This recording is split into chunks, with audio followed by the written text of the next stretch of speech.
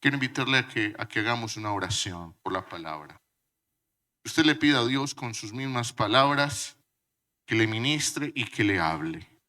Amado Dios y Padre eterno, te damos gracias en esta mañana por tu palabra. Bendícela, Señor. Permite que sea una palabra que me instruya, que me enseñe, de la cual, Señor, yo pueda sentir y tener la convicción de que el Espíritu Santo ministra a mi vida, me enseña y me recuerda lo que tú has dicho y lo que tú quieres que yo haga, Padre de la gloria. Señor, te doy muchas gracias en el nombre de Jesús. Amén. Bien, vamos a tocar hoy un tema del cual de alguna manera hay que estar enseñando con algún nivel de frecuencia y tiene que ver con los tiempos finales, ¿sí? Los tiempos finales. Y cuando hablamos de los tiempos finales, muchos se acercan a esto, bueno, nos van a contar qué es lo que va a suceder, cuáles son los acontecimientos que estarán en el futuro. Y eso es válido, eso es importante, porque el ser humano es un ser curioso. Vamos a verlo a lo largo de la enseñanza, pero también porque la Biblia es un libro que nos habla del futuro. El 27% de la Biblia, el 27% de los textos escritos en la Biblia hablan sobre la profecía o sobre profecías. Por lo tanto, uno puede inferir que a Dios le parece importante contarnos o dejarnos algunas cosas para que nosotros conozcamos nuestros tiempos y conozcamos lo que Él ha designado hacia el futuro. No lo podemos saber todo porque hay cosas que Dios se ha reservado. Nadie sabe el día ni la hora en que Él vuelva. Nadie puede describir esto de una manera exacta, pero Dios quiere hablarnos frente a esto. Ahora, uno puede tener varias actitudes. Algunos pueden decir, sí, qué bueno que el Señor venga ya, porque estoy listo y estoy preparado para irme con Él. Otros pueden ser como la señora que le dijo al pastor, pastor, ¿será que el Señor viene pronto? Es que yo quisiera ir a Europa antes de que el Señor venga. Y entonces yo quisiera que Él se demore porque el viajecito mío a Europa todavía como que no he recogido la plata. Bueno, eso habla de cómo nosotros podemos percibir la venida del Señor. Y hoy quiero que hablemos frente a algunos de estos asuntos y para ello quiero invitarle a que abra su Biblia en un pasaje donde fue el mismo Señor Jesús el que habló de esto. Mateo capítulo 24.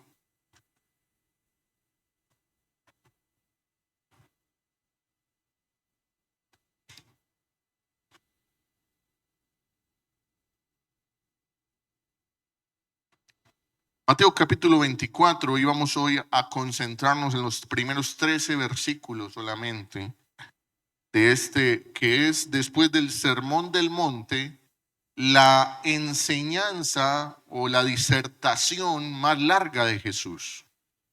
El Sermón del Monte es la disertación más larga de Jesús, el mayor número de tiempo que tardó Jesús enseñando, y después la segunda mayor disertación, enseñanza de Jesús fue la que tenemos en los capítulos de Mateo 24 y Mateo 25.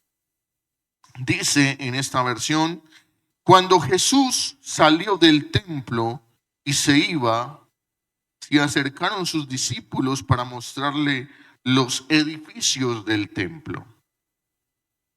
Pero él les dijo, ¿ven todo esto? En verdad les digo que no quedará aquí piedra sobre piedra que no sea derribada. Versículo 3. Estando Jesús sentado en el monte de los olivos, se acercaron a él los discípulos en privado y le preguntaron: dinos, ¿cuándo sucederá esto? ¿Y cuál será la señal de tu venida y la consumación de este siglo? Jesús les respondió: tengan cuidado que nadie los engañe, porque muchos vendrán en mi nombre diciendo: yo soy el Cristo, y engañarán a muchos. Ustedes van a oír de guerras y rumores de guerras. Cuidado, no se alarmen, porque es necesario que todo esto suceda, pero todavía no es el fin.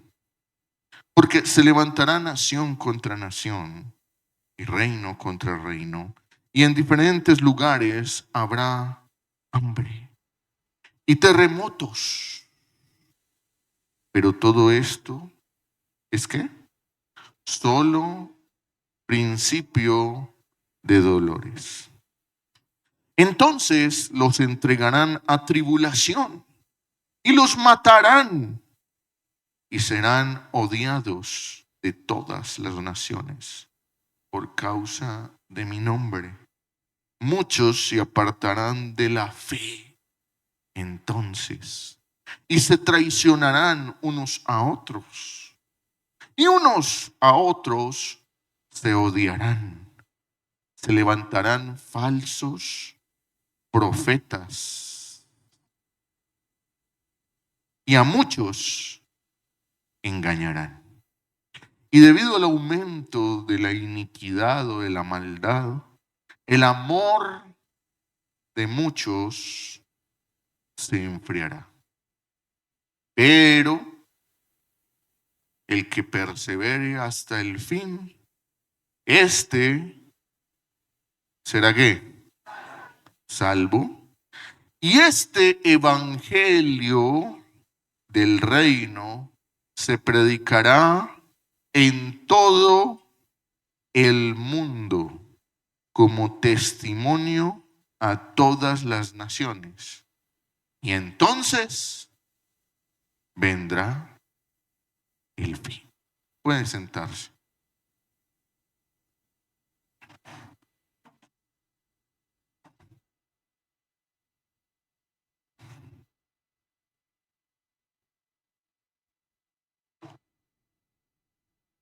Ok, vamos a desmenuzar este pasaje punto por punto. Vamos a desmenuzarlo. Vamos a revisar qué fue lo que Jesús dijo. Lo primero es que, imagínense la escena. Jesús estaba en el templo con sus discípulos. Habían acabado de llegar a Jerusalén y yo me imagino a los discípulos como haciéndole un tour a Jesús. Como cuando uno va no sé, a la Piedra del Peñol, o cuando uno va a un lugar y el residente de ese lugar empieza a decirle a uno, a chicanearle, ¿cierto? Mire, mire cómo es de bonito esto, venga, mírelo, mírelo, ¿cierto? Yo veo a los discípulos como maravillados con lo que estaban viendo, los edificios, veían qué cosa tan bonita. Y le decían a Jesús: Jesús, mira, mira, mira, mira cómo es de bonito, mira, mira, mira, mira.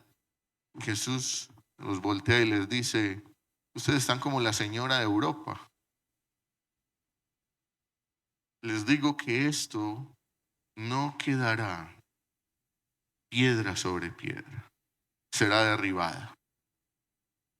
Yo creo que los discípulos se miraron los unos a los otros y dijeron: bueno.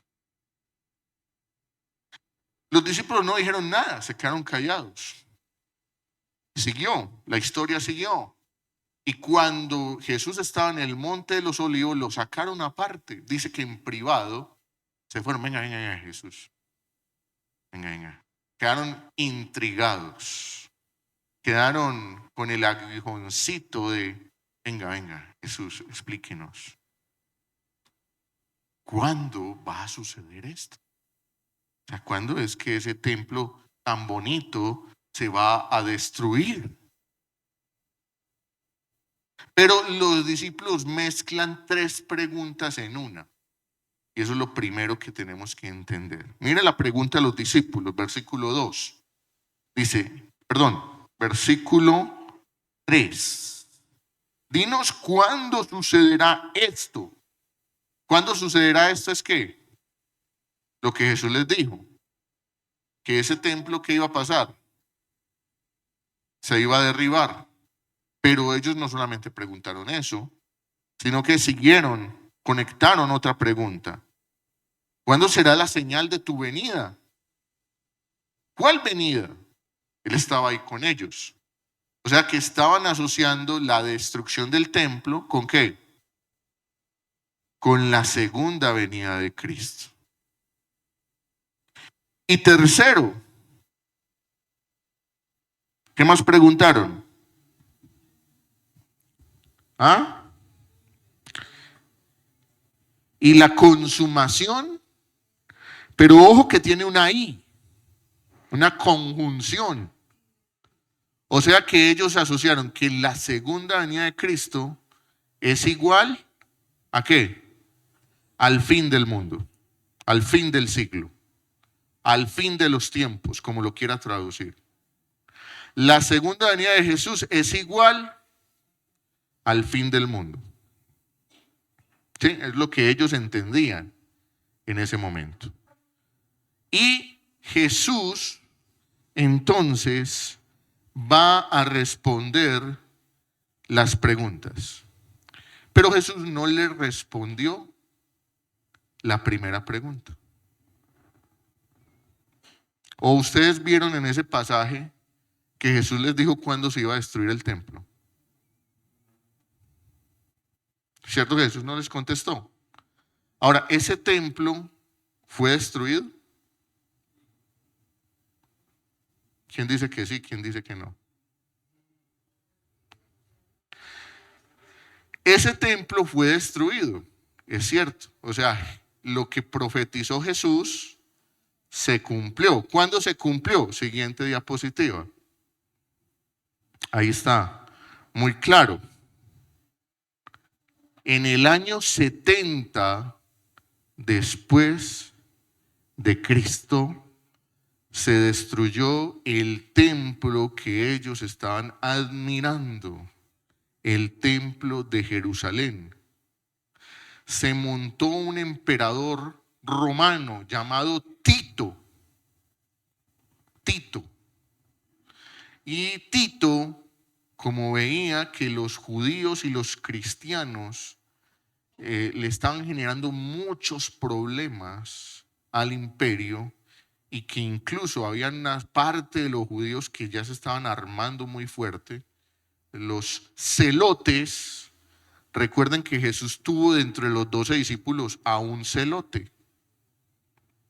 Era una especie de guerrillero, de paramilitar, ¿cierto? Se estaban armando los judíos y entonces Tito manda a los ejércitos romanos a que rodeen a Jerusalén y la quemen con todos los que estuvieran adentro de Jerusalén.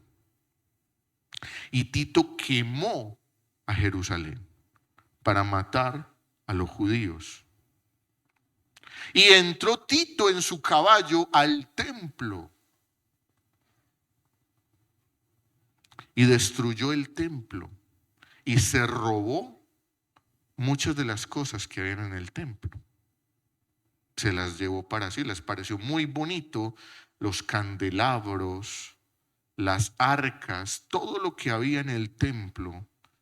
Tito se lo robó y el templo fue destruido. Solamente de ese templo quedó un muro.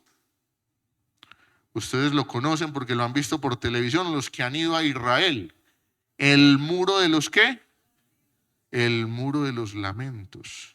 Y los judíos oran hasta hoy en ese muro. Ustedes los ven, ¿cierto? Algunos lo han visto por televisión, que son en ese muro así, orando para que Dios mande el Mesías y el templo, ¿sea qué?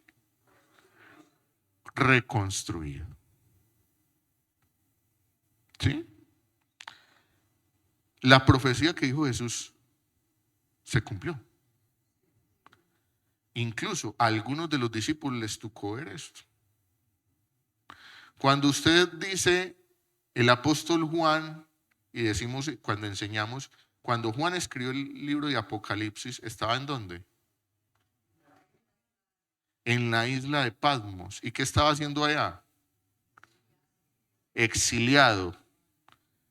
Juan se salvó de esta quema, de esta toma, y se tuvo que ir a esconder a la isla de Patmos. Y es cierto, el templo quedó destruido, se cumplió la profecía.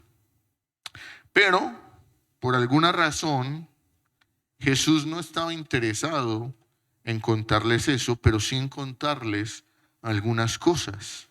Lo primero que Jesús les responde a ellos, versículo 4, es: tengan cuidado. La siguiente, Daisy, por favor. Ojo, tengan cuidado. Bueno, antes de esto, dale a todas, por favor, Daisy. Gracias. Hay que entender simplemente para un poco de contexto. Si uno resumiera la teología cristiana, muy resumida, pues abusando del resumen, abusando de una sola diapositiva, digamos que tenemos 4 grandes momentos en la teología cristiana. La primera es que nosotros creemos que Dios es creador del universo, que Dios creó el universo y que Dios nos creó a nosotros, los seres humanos. ¿Dónde encontramos eso? Génesis, capítulo 1, capítulo 2. Pero el hombre, creado a imagen y semejanza de Dios, tomó una decisión en su libertad, en la libertad que Dios le concedió a Adán y a Eva. Les dio una libertad de tomar una decisión, de escoger entre obedecer a Dios y desobedecer a Dios. Adán y Eva escogieron, el hombre escogió desobedecer a Dios. Y por desobedecer a Dios, el hombre cayó de un estado glorioso, de un estado especial que Dios había diseñado para él. Lo conocemos como la caída. Y en ese momento, Dios saca al hombre de la capacidad de relacionarse con Dios cara a cara, de poder ver a Dios, de poder hablar como hablan dos personas, y el hombre cae en un estado de pecado. Su naturaleza es pecaminosa. Usted y yo tenemos una naturaleza caída, una naturaleza pecaminosa. Porque aunque quisiéramos hacer lo bueno, no sabemos hacer lo bueno.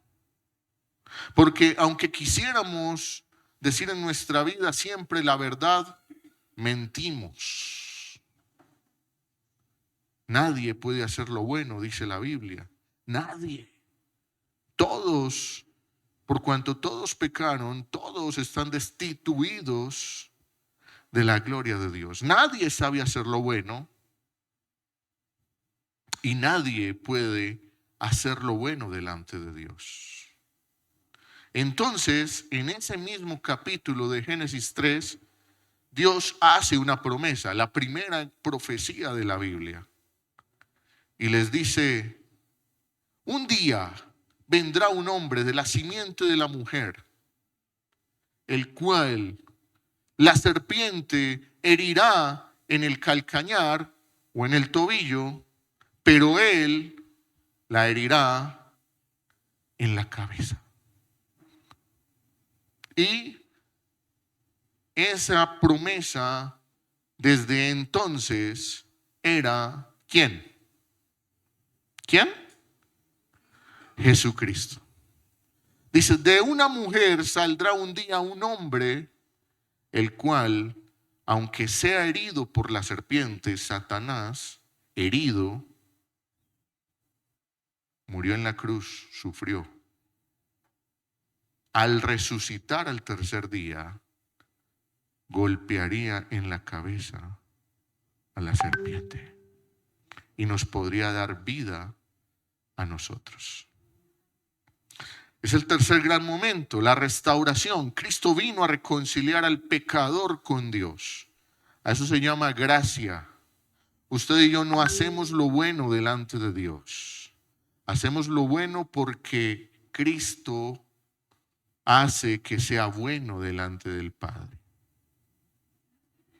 Déjeme ponerlo en una metáfora un poco exagerada, pero para que lo entienda. Dios, si el Padre nos viera a nosotros directamente, vería en nosotros pecado, mentira, engaño, ira, enojo, imperfección. Pero Jesús le pasa unas gafas con su sangre y el Padre puede ver hijos santificados, restaurados. Si no es a través de Cristo, nosotros por más que nos esforcemos no podemos agradar ni hacer las cosas buenas delante de Dios. Por eso todas las personas necesitan encontrarse con Cristo y contratar a ese abogado que se llama Jesucristo. Permitir que ese abogado lo defienda. Nadie puede agradarlo por sí mismo.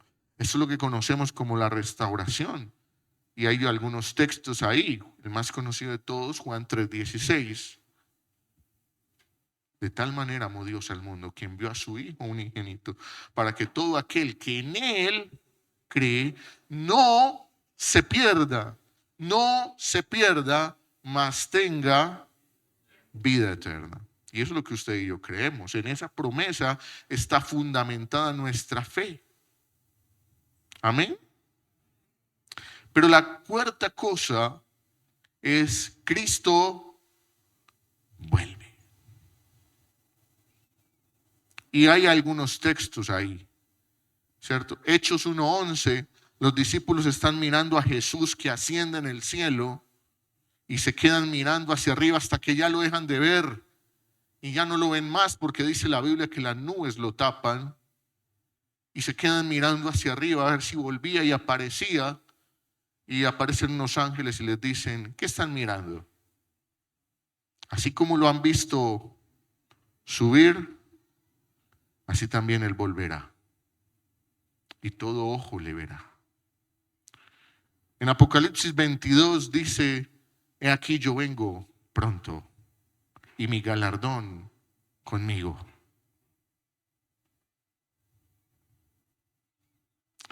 Es lo que dice el Señor. ¿Sí? Entonces, ahí podemos observar 4 cosas fundamentales en las cuales debemos de creer. 3 de ellas ya pasaron. Y la cuarta aún no sucede. Aún no sucede. Listo. Ahora sí, siguiente. Veamos algunas cosas que dice el texto. En versículo 4, Jesús le respondió, tengan cuidado que nadie los engañe. Es lo primero que dice Jesús. Porque muchos vendrán en mi nombre diciendo, yo soy el Cristo. Y engañarán a muchos. Entonces lo primero que Jesús les advierte a ellos antes de explicarles otras cosas es, tengan mucho cuidado porque muchos se van a presentar como falsos cristos, porque muchos van a ser engañados en su fe. Y el apóstol Pablo ya nos decía algo de eso. Si vamos a 2 de Tesalonicenses, capítulo 2, versículo 1-2, Ya el apóstol Pablo vivía eso que Jesús incluso estaba hablando ahí. Y dice en 2 de Tesalonicenses capítulo 2, versículo 1, dice, con respecto a la venida de nuestro Señor Jesucristo y a nuestra reunión con Él, les rogamos, hermanos, que no sean sacudidos fácilmente en su modo de pensar, ni se alarmen ni por espíritu, ni por palabra, ni por carta, como si fuera de nosotros, en el sentido de que el día del Señor ya ha llegado. Durante muchos años atrás, se han levantado muchos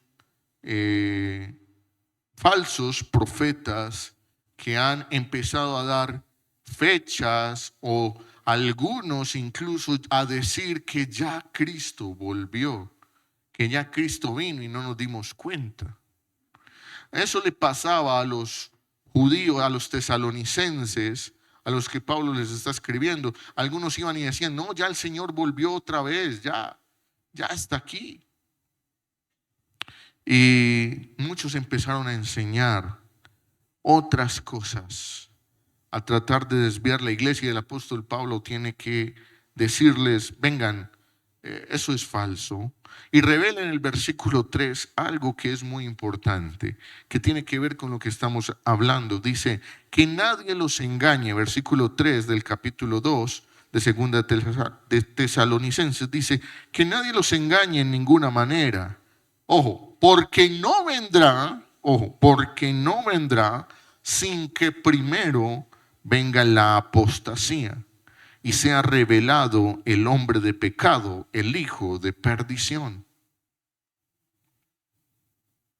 Entonces Pablo, revelado por el Espíritu Santo, les da una pista y les dice, muchos se están levantando, muchos están diciendo que son ya el Cristo, el Mesías, muchos están enseñando falsas cosas, los están sacando a ustedes de la iglesia. Pero Pablo les da dos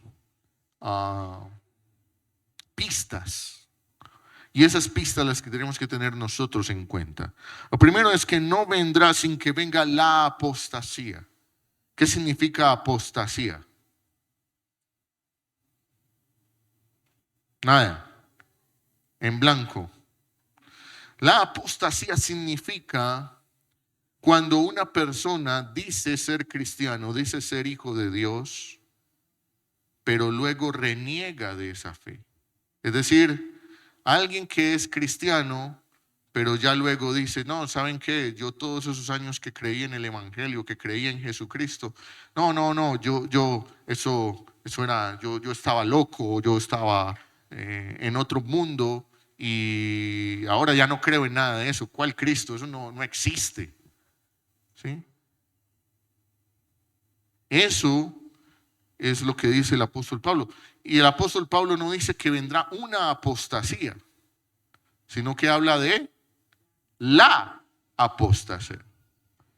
Y Pablo puede significar esto en un periodo, en un momento en que muchos cristianos abandonen la iglesia. Apostasía ha existido desde que Jesús se fue. Siempre usted se ha encontrado un evangélico que decía, yo era evangélico y ya soy agnóstico, o soy nadaísta, o soy, bueno. Pero dice la apostasía. O sea, una gran desbandada de cristianos. Y la segunda pista que da es que no se ha revelado quién. El hombre de pecado, el hijo de la perdición. ¿Quién es ese? El anticristo. El anticristo.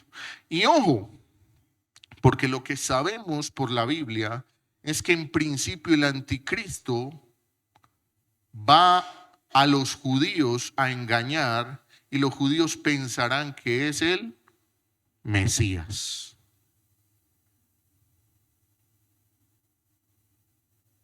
pensarán que es el Mesías.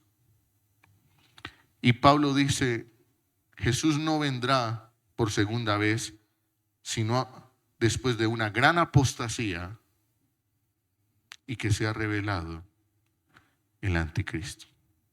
Ya tiene las dos pistas. Ya las tiene claras. ¿Cómo leo? La contraseña, sí. Listo. Por eso, bueno, pero quiero preguntar algo frente a eso. ¿Por qué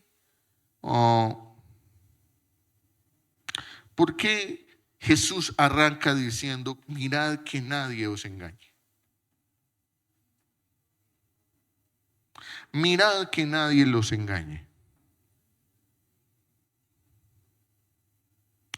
Porque Jesús, y lo vamos a ver ahorita más adelante, está muy interesado en que usted y yo conozcamos la verdad,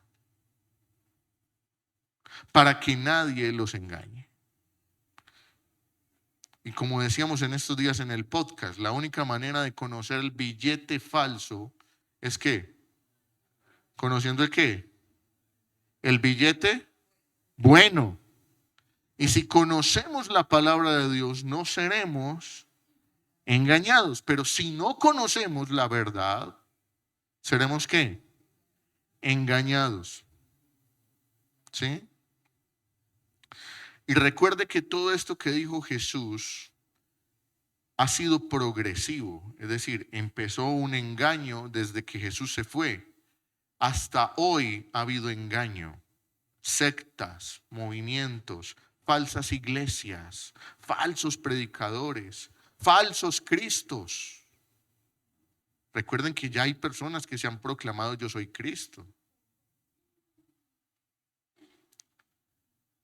Y siguen apareciendo. Y seguirán apareciendo muchos más. Nadie los engañe. Lo segundo, guerras y ¿qué? Y entonces usted dirá, pero pastor, guerras siempre han habido desde hace muchos años, siempre han habido guerras. Sí, siempre han habido guerras. Hoy estamos en guerra.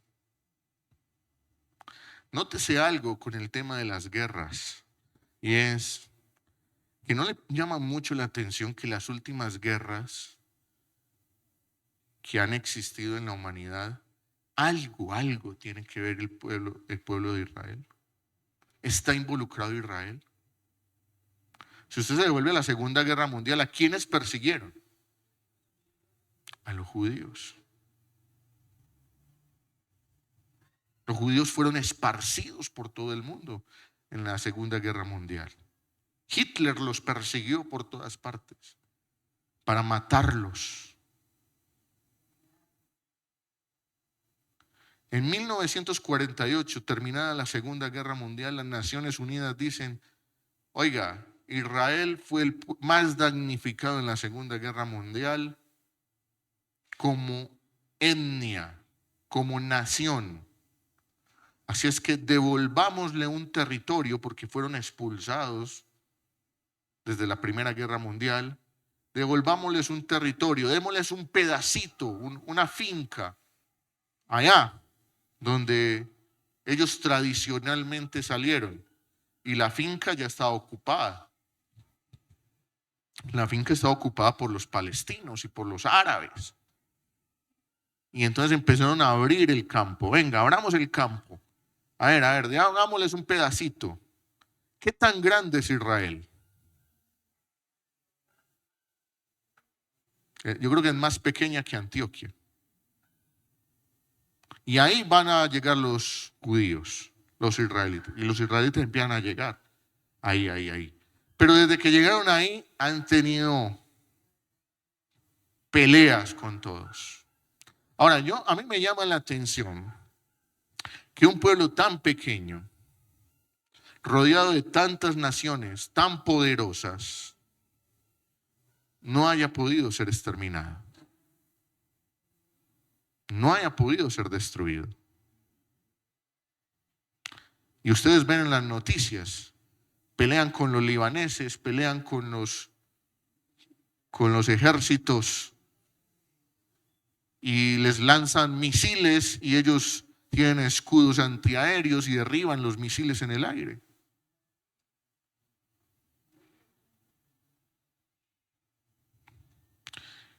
Israel está en el centro de la guerra y siempre las guerras tienen que ver con Israel. Y ahora hay una disputa muy grande entre las potencias mundiales. Los Estados Unidos, China, y no voy a entrar en el campo de la especulación porque no es el objetivo, pero cuando la Biblia habla en Apocalipsis de que los ejércitos vendrán del oriente,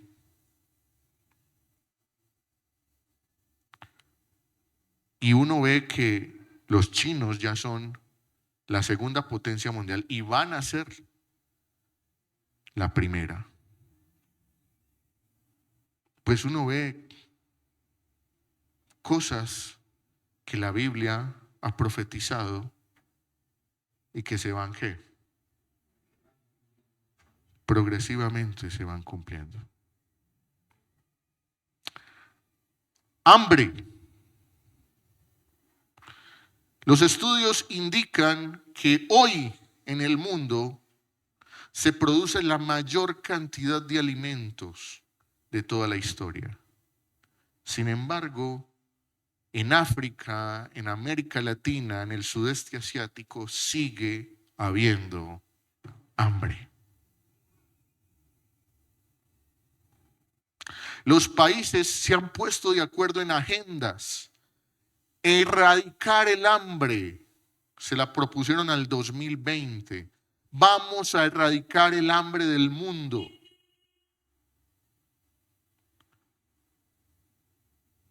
El hambre se multiplicó. 2030, hambre cero. Bueno, ya el 2030 está a la vuelta de la esquina.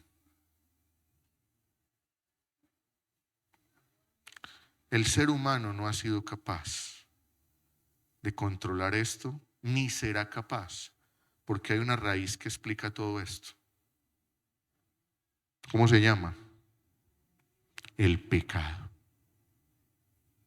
Nuestra naturaleza caída. Creemos que podemos hacer lo justo, pero no sabemos hacer lo justo. El Señor solo nos dio una tarea cuando nos creó, nos dijo: administren la tierra. Pero como nos alejamos del consejo de Dios, esa administración es fatal. Destruimos el planeta. Terremotos. Bueno, yo no hice la predicación adrede, pues esta semana hubo un terremoto.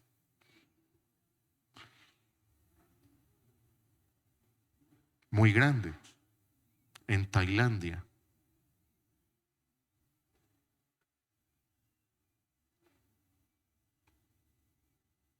Y cada vez los movimientos sísmicos son más seguidos. Los geólogos dicen: es que es el cambio climático. Sí, es cierto, el cambio climático. Pero ¿por qué se está dando el cambio climático? Porque el hombre desobedeció a Dios. ¿Qué más dice ese texto? Mire, ese texto en Mateo dice que cuando leíamos en el versículo 9, dice: entonces los entregarán a tribulación y los matarán y serán, ¿qué? Odiados, dice aquí. No sé cómo dice en su versión. Aborrecidos. Una aborrecencia hacia el cristianismo. El cristianismo será aborrecido. Las nuevas generaciones aborrecerán el evangelio. Y voy a hacer un doble clic enseguida. Y como consecuencia de eso, muchos se apartarán de la fe. Ya lo estudiamos allá en 2 Tesalonicenses capítulo 2, versículo 3. Dice, ay no, aquí estamos en un grupo de odio, yo más bien me voy a salir de la iglesia porque nos van a empezar a odiar, a mirar feo, a discriminar. Muchos se apartarán de la fe. Vamos a hacer un doble clic ahí en esos últimos dos que están ahí en negrilla, simplemente para tocar un punto en 5 minutos y volver sobre el texto, un paréntesis. Y quiero tocar eso porque así como hablamos de los demás, también hoy se habla, y el pastor lo ha estado hablando en los domingos cuando él le tocó la enseñanza de la agenda global.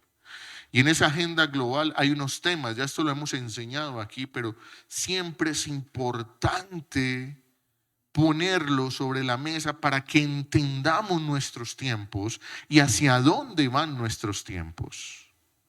Y todas esas palabras que ustedes ven ahí son palabras que yo estoy seguro que usted ha escuchado mucho más durante el último tiempo que antes. La diversidad sexual. Y ojo, un dato. Hoy tiene una sigla que se llama LGTBIQ+. Eso va a desaparecer en unos meses. Usted no va a volver a escuchar esa palabra. Póngale la firma. No la va a volver a escuchar. Porque ahora esa palabra la transformarán solamente en una palabra. Diversidad. Diversidad e inclusión. Entonces usted va a empezar a escuchar diversidad e inclusión. Es la palabra que se va a empezar a usar. Aborto. ¿Qué se ha enseñado sobre el aborto? El aborto es un derecho, dicen los defensores. Es mi cuerpo, yo decido. No, pero es tu cuerpo, tú puedes decidir por tu cuerpo, pero no puedes por un feto que está, el feto ya no es tu cuerpo. Más demanda de derechos individuales. Cuando usted va y ve que la legislación todos los días promulga más derechos individuales. Más, es que necesitamos más derechos. Es que si yo quiero ser un perro, yo puedo ser un perro. Y nadie me puede decir nada. Y si yo me creo árbol, yo también puedo ser un árbol. Y derechos y derechos. Otra palabra, progresismo. Una palabra muy bonita, pero que tiene ya un tinte político muy malo. Y muchos cristianos pueden decir, yo soy un cristiano progresista. Mucho cuidado con lo que estás diciendo. No me estoy refiriendo al partido político, pero no podemos ser progresistas dentro de la caracterización o de las características que hoy tiene el progresismo. Porque el progresismo es todo lo que hay de esa lista para arriba. Si usted dice que usted es progresista es porque está de acuerdo con toda esa lista. Inclusión forzada, ya lo hemos visto, está en las películas de Disney. El hiperhumanismo. Y es el ser humano en el centro. Nada de Dios. El ser humano. Y miren, la moda hoy es,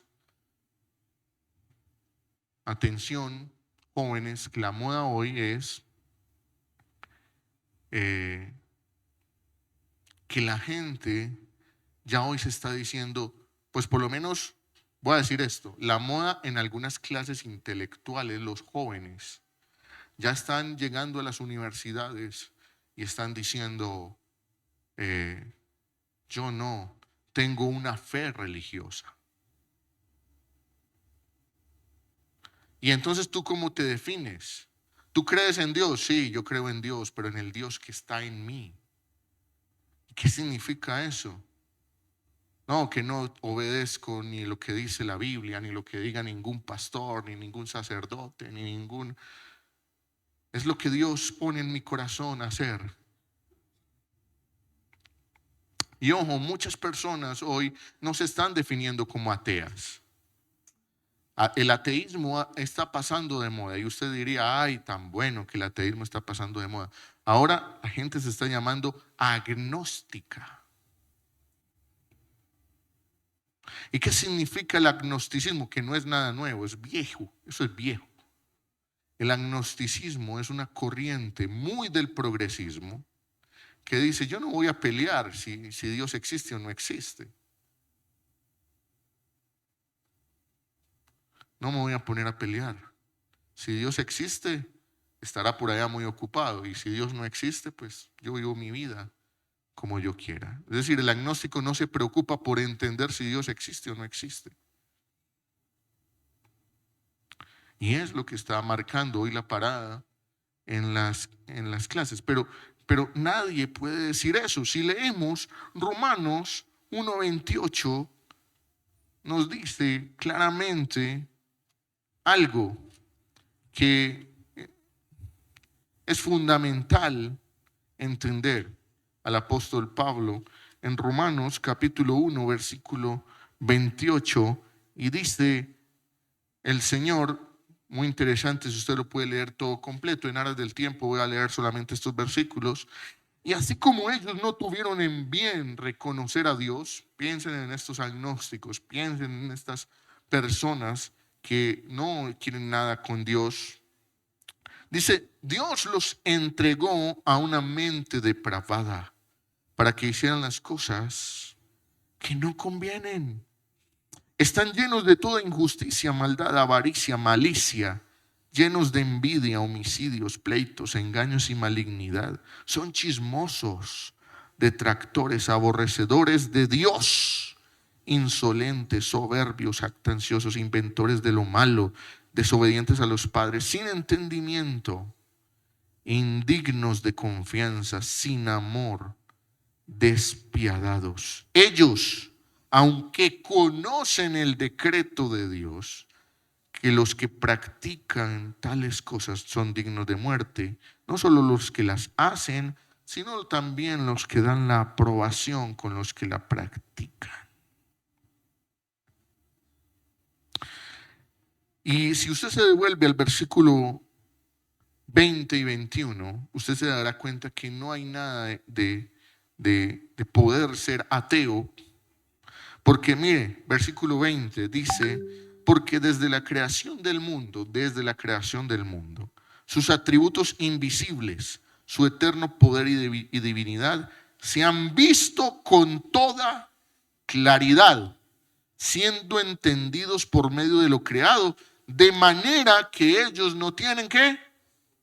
Excusa. Es decir, desde que vemos la creación, si usted ve un árbol, si usted ve un animalito caminando, si usted ve su cuerpo, usted dice, tiene que haber un Dios. Y si usted mira todas las culturas antiguas, todas creían que había ¿qué? Un ser superior. Dice, la naturaleza misma da a entender que hay un creador. Por lo tanto, usted no puede hacerse el de la vista gorda diciendo, yo no sé si existe Dios o no existe Dios. Porque el Señor dice que todos en su conciencia alguna vez han pensado, hay un Dios. Versículo 21, pues aunque conocían a Dios, no lo honraron como a Dios, ni le dieron gracias, sino que se hicieron vanos en sus razonamientos y en su necio corazón fue entenebrecido.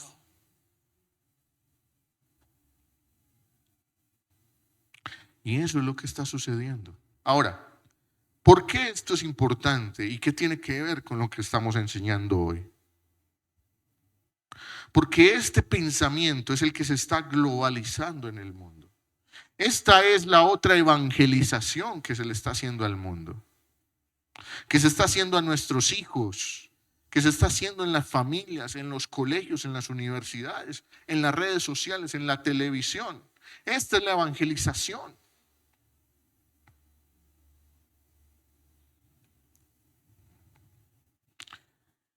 Y esa evangelización es la que está haciendo que la gente diga, que los jóvenes digan, ¿sabe qué? Es que el evangelio ya está como pasado de moda. La fe, la Biblia. Y eso es lo que se quiere pensar a través de eso. Hacer creerle al mundo que el evangelio, que el cristianismo no es la solución.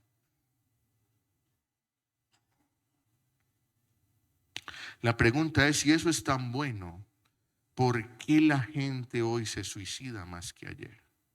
¿Por qué el mundo está peor que ayer? ¿Por qué hay más corrupción? Porque el hombre lo que está haciendo es con un entendimiento entenebrecido. Piense usted, le voy a poner una situación casera. Usted le toca entrar a la habitación, a arreglar la habitación porque está desordenada, pero es de noche, es medianoche y se fue la luz. ¿Usted es capaz de arreglar la habitación a la medianoche y sin luz? Y si es capaz, ¿cómo le queda? Necesitamos la luz para poder ordenar. Y la luz es la palabra de Dios. Fuera de la palabra de Dios no tenemos nada que podamos arreglar. ¿Sí? Muy bien.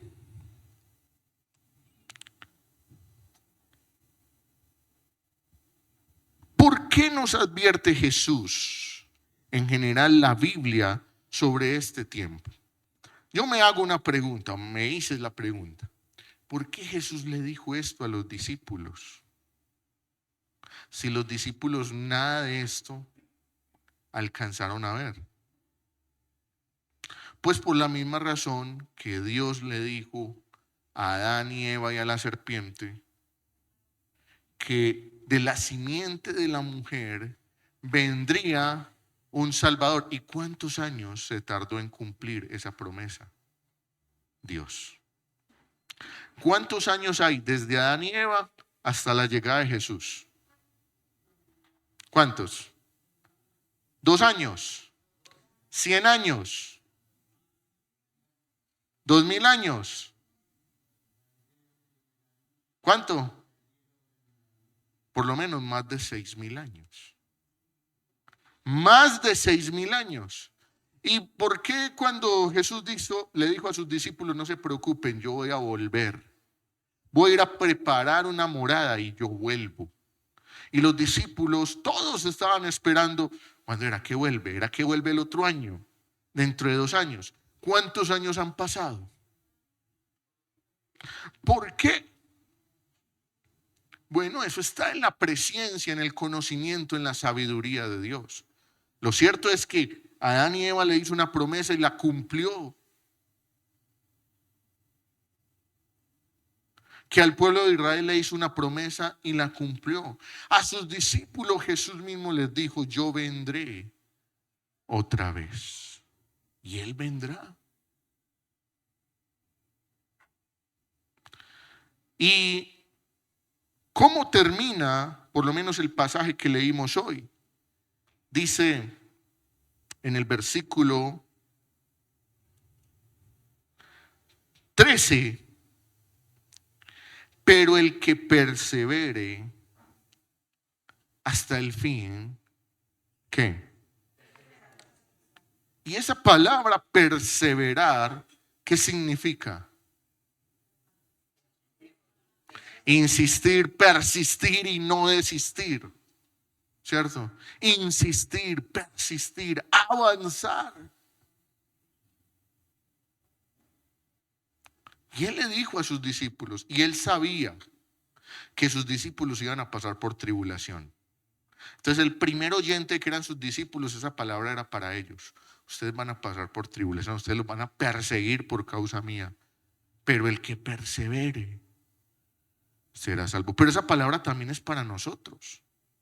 Y es todos los que han sido llamados a la iglesia, los que Dios se les atravesó en el camino, porque no es porque nosotros seamos muy inteligentes. Dios se nos atraviesa en el camino. Dios se atraviesa a través de ese hermano que te dice: ven, te quiero hablar de Jesucristo, o te quiero invitar a la iglesia. Dios se atraviesa a través de ese tío, de esa tía, de esa mamá, de esa abuela. Dios te atraviesa en el camino y te dice: ven, ven y persevera. Y Jesús nos llama a estar firmes y preparados. ¿Por qué? Porque dice: y este evangelio del reino se predicará. Tenemos que estar preparados, conociendo el billete bueno, para no ser engañados. Porque cada año que pasa se va a multiplicar el engaño. Y tenemos algo claro. Y es que Satanás no se queda quieto. Él quiere engañar a todos, incluso si es posible a los escogidos. Él quiere engañarlos, quiere sacarlos de aquí. Por eso cuando tú tienes un problema y tú dices: yo quiero desistir del evangelio, yo tengo un problema y yo me quiero salir, no te salgas de la fuente. Es como si estuvieras pegado a la cuerda de la vida con un barranco y tú dices: yo me quiero soltar de esa cuerda. No te puedes soltar, porque te vas a morir. Y cuando Jesús hablaba de esto mismo en Marcos, no lo vamos a leer ya por cuestión de tiempo, se me fue el tiempo. Marcos 13:33, Jesús les dice: velad. Y vuelve y les dice: velad. ¿Y sabe qué significa la palabra velar?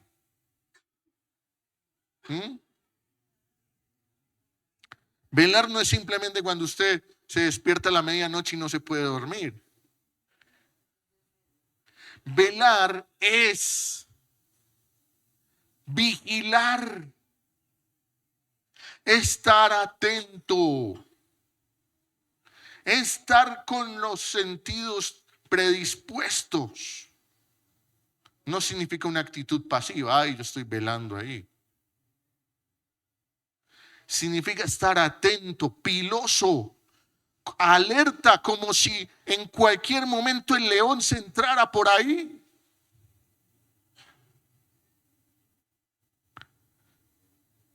Hágase de cuenta que usted lo meten a una jaula y ahí hay una serpiente y está dormida, una anaconda, y usted se sienta ahí a decir: ay, es que estoy velando a ver cuándo se despierta la culebra. ¿Usted cómo está? Alerta, por si hay que brincar, por si hay que coger un palo. Ese es lo que significa velar. Y saben, Jesús le dijo a sus discípulos: velen. Pero Jesús le estaba diciendo a sus discípulos que velaran para que aprendieran a estar alertas. Pero a través de sus discípulos nos quería hablar a nosotros hoy, 2000 años después, decirles: velen, porque no saben el día ni la hora en que ustedes pueden ser engañados. Velen, no se queden dormidos. La pregunta es: ¿usted está velando o usted está distraído? ¿Usted está velando o usted está distraído? El Señor promete en su palabra, esto no lo vamos a estudiar hoy, que los que estén listos en ese momento, cuando la cosa esté muy prendida, el Señor guardará su iglesia. Guardará su iglesia. La sacará de la gran tribulación. Pero también dice la Biblia que algunos, conociendo el evangelio, se quedarán, porque no estaban listos, porque no estaban apercibidos, con aceite en sus lámparas. Se quedarán. Lo conocían intelectualmente. Sí, yo alguna vez fui a la iglesia, alguna vez me predicaron. Yo sabía que el Señor iba a volver, pero nunca viví a la luz del Evangelio. Pero nunca recibí a Jesús en mi corazón. Pero nunca me convertí realmente. Aunque el Señor me llamaba con cuerdas de amor, yo las quitaba.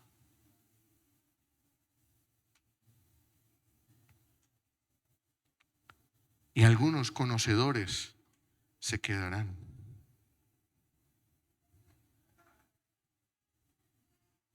Y verán todas las cosas que sigue diciendo de ahí para abajo el texto.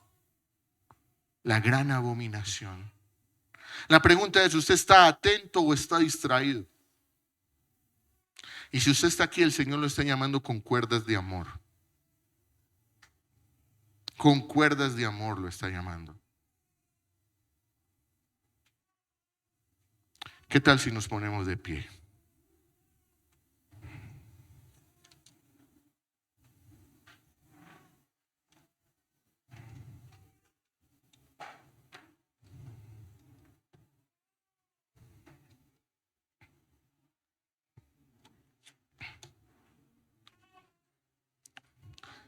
¿Qué tal si usted cierra sus ojos ahí donde está? Y la oración que quiero invitarle que usted haga ahí personal con Dios es acerca de si usted está velando hoy. Usted está alerta. Usted está escudriñando, es decir, usted está profundizando, estudiando su palabra. Está preparado para compartir a otros del Evangelio de Cristo. Está preparado para cuando vengan a engañarlo, usted sepa en quién ha creído y qué palabra y qué promesa le espera a usted en él.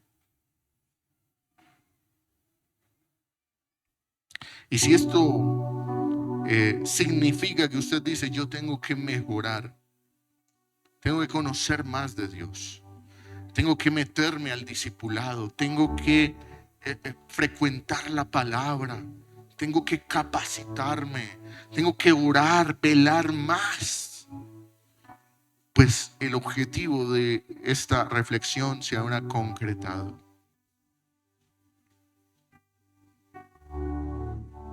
Si usted está pensando que, como la señora, Señor, ven, pero cuando vaya a Europa, cuando vea a mis nietos o cuando me case, qué sé yo, piense que el Señor ha dicho que cosas que ni ojo vio ni oído yo son las que Él tiene preparadas para usted. O sea que Disney World se va a quedar en pañales con lo que Dios tiene preparado para usted. Señor, aquí estamos delante de ti. Aquí está nuestra vida delante de tu presencia. Señor, oramos porque necesitamos más de ti. Necesitamos de tu presencia en nuestra vida. Señor, tú nos has dicho, vengo pronto. Pero nos has dicho, están preparados, perseverando, firmes en la fe. Y hoy, Señor, yo oro para que tú nos ayudes a estar firmes en la fe, para que tú nos fortalezcas, para que tú nos ayudes a aferrarnos de tu brazo fuerte y poderoso. Señor, a tomar buenas decisiones en nuestra vida, a ser más receptivos a tu llamado, a tu palabra, a las cuerdas con las que tú nos has jalado del mundo y nos has traído hasta este lugar. Que estemos atentos a esa gracia que tú has derramado sobre nosotros.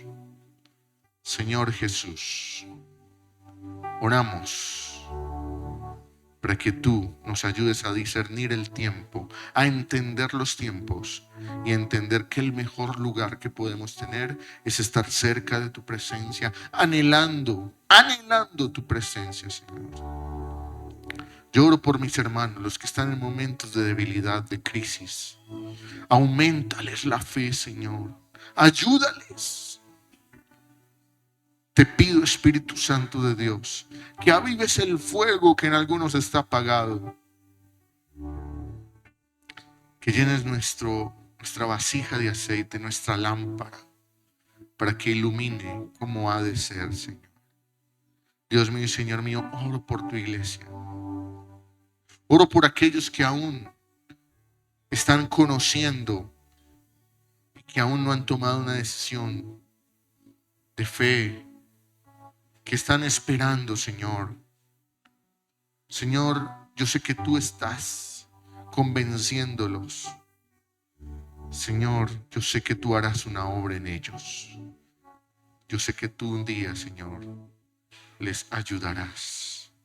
Señor, yo te pido por todos los escogidos que a ti te ha placido traer, Señor, y añadir a la iglesia.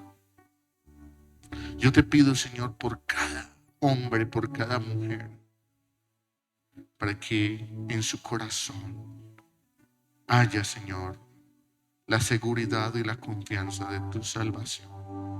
Pero también, Señor, para que seamos hombres y mujeres que velemos, que trabajemos por nuestra santificación, que trabajemos por una vida de piedad, que no estemos tan aferrados al mundo ni a lo que el mundo nos ofrece, porque lo que ofrece el mundo es pasajero, pero lo que tú ofreces es eterno.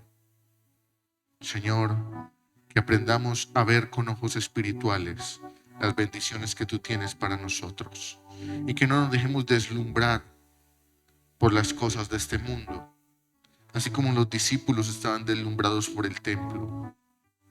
Señor, así hay mucha gente hoy deslumbrada por el mundo, por la droga, por la rumba, el entretenimiento, las mujeres, el dinero, la moda, deslumbrados. Pero Señor, tú les dices, esto va a pasar. Fíjate en lo que es eterno.